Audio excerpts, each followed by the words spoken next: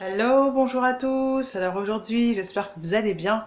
Je vous ai préparé cette vidéo depuis un petit moment parce que je vous garde dans ma tête et dans mon cœur.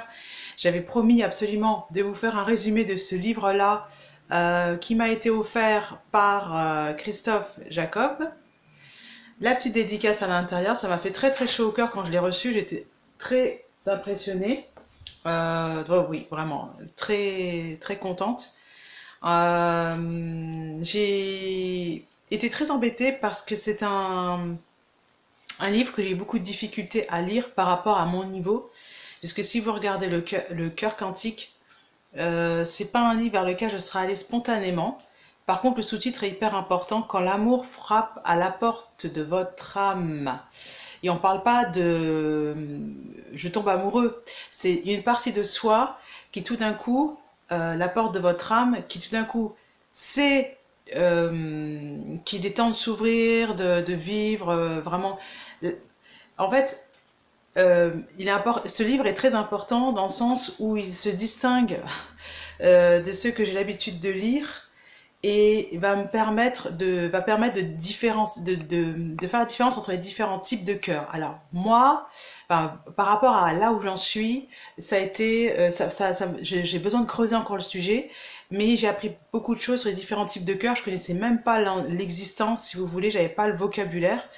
Donc voilà, il est hyper riche, mais je cherche la page avec les différents types de cœurs. Il est hyper riche, j'ai pris beaucoup de notes, mais le seul bémol, c'est que l'écriture n'est pas forcément aisée au départ. Le langage est beaucoup plus soutenu que ce que j'ai l'habitude de lire et du livre précédent que j'avais lu qui est extraordinaire, Comment devenir un bon médium avec lequel j'avais beaucoup rigolé. Là, j'ai appris beaucoup et en fait, je regrette pas de l'avoir lu parce que toute action n'est que une progression encore vers soi. Conclusion de ce livre, au lieu de se tourner vers l'autre, il est important, au lieu de regarder ce qui ne va pas chez l'autre, de voir ce qui ne va pas ouais, de voir que l'autre n'est pas là ou ne fait pas comme il faudrait, comme on voudrait, se regarder soi. C'est vraiment le plus important message, je trouve, de ce livre.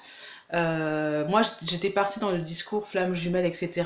Et c'est abordé de manière très pédagogique.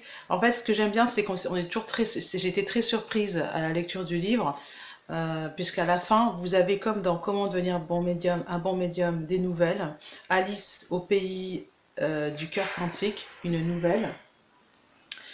Euh, qui termine sans vraiment donner la réponse. Le but de la nouvelle, il explique pourquoi il choisit une nouvelle et pas un autre mode de communication. Ne pas avoir trop d'attentes par rapport à ce livre, qui n'est qu'en fait, à mon avis, un début, une ouverture vers ce qui nous, en tant qu'être humain, on va dire, nous échappe.